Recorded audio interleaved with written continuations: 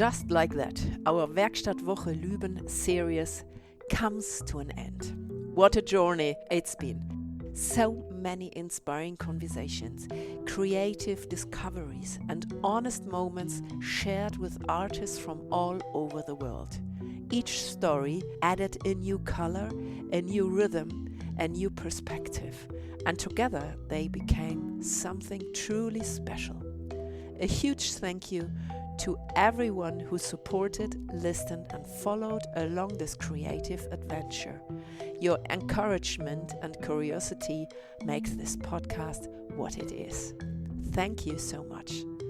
If you've enjoyed this series, don't forget to follow the podcast and leave us 5 stars. It helps more art lovers discover these stories and keeps the conversation about creativity alive. Here's to more art, more curiosity and more voices that makes the art scene tick.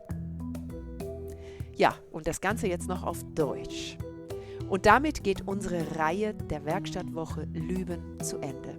Was für eine wunderbare Reise ist das gewesen. So viele inspirierende Gespräche, kreative Begegnungen und ehrliche Momente mit Künstlerinnen und Künstlern aus aller Welt. Jede Geschichte hat einen neuen Ton, eine neue Farbe und eine neue Perspektive hinzugefügt. Und gemeinsam ist daraus etwas ganz Besonderes entstanden. Ein herzliches Dankeschön an alle, die zugehört, geteilt und unterstützt haben. Eure Begeisterung und Neugier machen diesen Podcast lebendig. Wenn dir die Reihe gefallen hat, folge dem Podcast und gib uns gerne 5 Sternchen. So hilfst du uns nämlich, dass noch mehr Menschen diese Gespräche über Kunst und Kreativität entdecken. Auf viele weitere Gespräche, Begegnungen und die Frage, wie tickt die Kunstszene? Aber jetzt zurück zur letzten Episode der Reihe Werkstattwoche Lüben. When you start painting at 11, show at the Venice Biennale at 15, and still call yourself in transition, you know art is a lifelong journey. In this episode of How is the Art Scene Ticking, Moldovan-born painter Valeria Duca shares her story of growing up through paint, from her first exhibition at the Romanian embassy to her current life in Oslo, where quietness, memory and emotion meet on the canvas. Recorded again during the Werkstattwoche Lüben, this conversation reveals how reflection, melancholy and light all find their way into Valeria's brushstrokes. Enjoy. Hello, Valeria Duca. Hi, Petra Lossen. Hi. How are you? I'm good. I'm in the process of painting. Yeah. Yeah. We are one of the last days before the exhibition. Exactly. Still at Werkstattwoche Lüben. And still a bit windy, so when you can hear outside the wind, that's live podcast.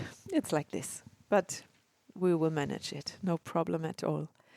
Valeria, do you remember the very first painting you sold? How did that feel? Wow, I remember it exactly because it was a crazy story.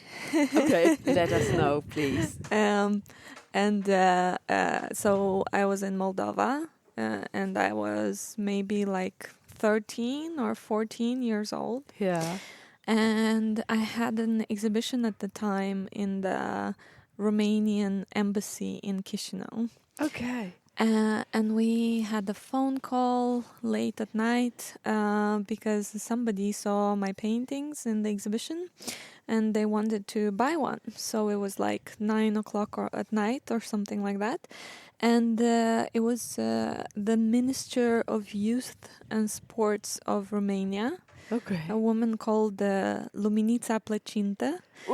Oh yeah, I know it. You remember this complicated name? Yeah, you know why? Because her name, like word for word translation, means like a little light, starlight. Yeah. And a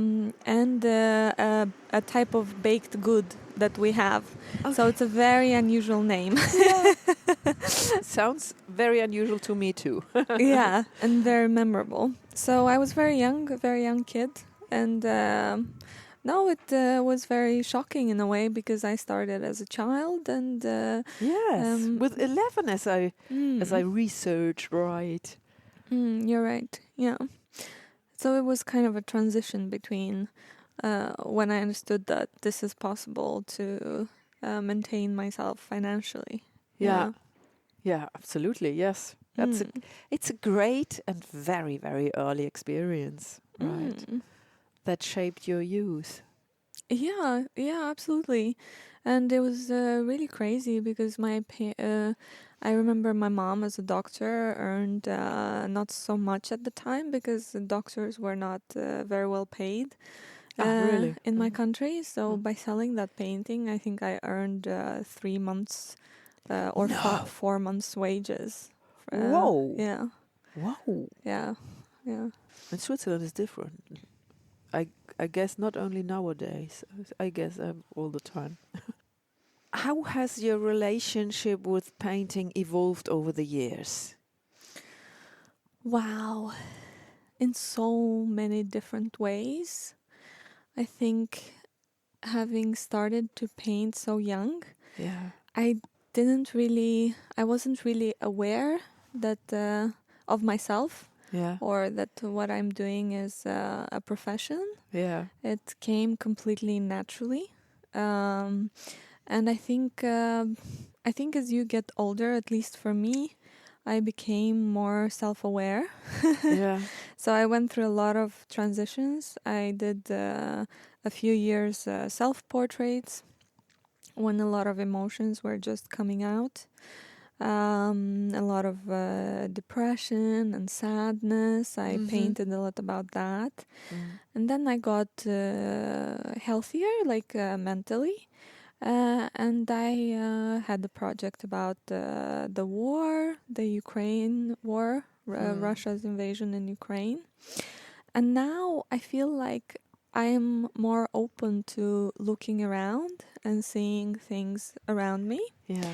And I can feel how emotions inside of me are not as strong as they used to be before. Yeah. So I feel like I'm in a transition period. Yeah. Yeah. I mean, you're very young, so still young, very young. She's just on the other side, and I can watch into the place. There are 4 nice ladies, and I saw that you paint in oil. What do you think is the most challenge about working with oil? Oh, I mean, I've painted with oil since I was 11. I didn't go through the transition that some artists do of doing acrylic first and then oil. Yeah. So for me, this is the most natural. It's like breathing. I think what's challenging is that you can always change what you do. So there's infinite possibilities. You can always paint on top and on top. If you work with watercolor, for example, That's so you can't go back. Yeah. Yeah. For me, I think it's very, very difficult in watercolor to painting watercolor. Yeah. Oh my goodness. Yeah, I agree. Yeah. So With oil, and you can. I painted a bit just for hobby years ago, and when I painted in oil, I started with a brush, and finally I ended up always painting with my fingers. Nice. In oil. Nice. There's a quietness in your works, I can see. What draws you to stillness? Ooh. Oh, that's an interesting question. I think I spend a lot of time daydreaming. Yeah. And just thinking. Yeah. Thinking a lot about the past. It just happens naturally to me. I think a lot about memories, and I think I'm a lot in my head instead of. Yes, is the artist next to us. We will ignore this. Our listeners, they know already. Yeah, so I was saying, like, I am a lot in my head, And I just really enjoy that space. Yeah. I think it's a space where that is safe and everything is possible, and just contemplating and reflecting. Yeah. And I think maybe that quietness comes from there. It's a dream-like quality, like when you wake up in the morning and you're half asleep, half awake. It kind of has that melancholy feeling. Yeah. Yeah. You're now based in Oslo. Did the change to Oslo influence your practice, your work? Yeah, very much so. I think Oslo or Norway in general is a place that makes you look inward. I think socially, there's not so many expressions of emotions. And that me as a person who has had and has a lot of emotions, they have no place to go in a way, because it's normalized in society. I think not to have this range. So then they go more inwards, and I think maybe in some way, maybe Norway has also made me a little bit detached from what I feel, because people are very, I guess as a culture, if I'm gonna generalize, and this is a big generalization, but it's more rational and practical, and conversations, even speech, have a practical meaning rather than expression. So I think it's more hard maybe now to connect to that part of myself that is about feeling. And I'm trying to do that by escaping to residencies like this, where I don't feel weird. I feel so normal among artists. And it made me cry the first few days, because it's so special to feel at home in a way around people. I think I know what you mean. It's the place and it's the people, and just nice people. The concentration on deep things, on deep thoughts, is so important to people, that other things which are only on the surface, it's come on, go away. Yeah. That's my feeling here in Lüben. That's nice, and I feel like it's also very accepting of each other. Yeah. That's right. I had the same feeling. I do understand you very well. What was it like showing your work at the Venice Biennale? Wow, that's great. Yeah. Wow. I was a child. I was 15 years old. It was like a completely new experience. But I think I was just really happy to be painting. I wasn't so aware of like this relationship between the artist and the public, or how does it come across, or what does this mean. I think I was just very much in my bubble, and so excited to be showing works, and I had this feeling that it is very important, like it was a mission, because my country never showed anything there before or after. So my country never showed anything there before or after, so it felt very important. Yeah, absolutely. How much of your process is planned and how much is intuitive? I think I'm still exploring. I have gone through different processes. I do like a bit of planning. So now I think I'm more open to more fluidity in my work. But I must say that if I don't have a certain degree of planning, I feel overwhelmed by the possibilities. So I do feel the need to take decisions. So I do feel the need to take decisions or create boundaries for myself, so that it doesn't go everywhere, because my brain can go everywhere. You have trained with several renowned artists. Who left the biggest impact? I would say Nicolas Uribe is the one that comes to mind. I went to one of his workshops. Well, it was during COVID, but we spent, I think, 2 weeks or 10 days, I don't remember, together painting and talking. And he has managed to create a community online. And it's something about his approach to art and his kindness that comes through his works. I think he's a very kind person, and I almost feel it in all the people who love his work. Like if I meet an artist who loves his work, I know the types of things they appreciate, and it's the small things of everyday life, and being in the present and appreciating today. So that has influenced me a lot, I think. Yeah. Is he the artist you look up to? Not necessarily. Well, I don't know. I don't think I look up to many artists. I think in terms of like idolizing or putting people on a pedestal, I think it just makes me very happy that he's in the world and that I got the opportunity to be there. Yeah. So we are in the Werkstattwoche-Lüben. What is your project here? It's an experiment. So as I was saying, me being as a very in my head person, I'm starting a series about memory. And I'm interested in fragmenting reality. So I aim to make a series of works in these directions. I take photographs every day that are very open. They don't follow a theme. They're just things that catch my eye.